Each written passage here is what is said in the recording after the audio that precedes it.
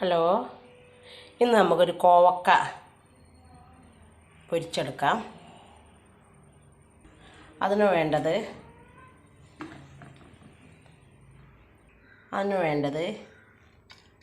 1 teaspoon മുളക് പൊടി, 1/2 teaspoon മഞ്ഞൾപ്പൊടി, പാകത്തിന് ഉപ്പ്, 1 ടീസ്പൂൺ അരിപ്പൊടി. കുറച്ച് വെള്ളം ഒഴിച്ച് നമുക്കത് മിക്സ് ചെയ്യാം.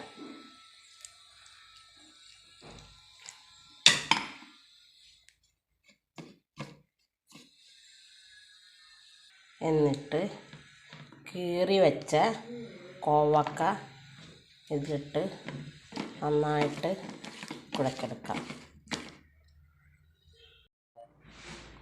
ചട്ടി ചൂടായി അതിലേക്ക്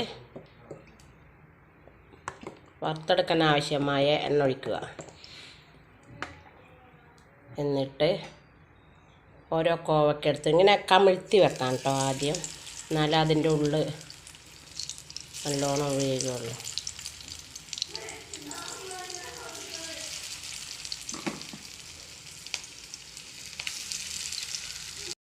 ഇത് തിരിച്ച് മറിച്ചിട്ട് നോക്കുക, മറിച്ചിടുക.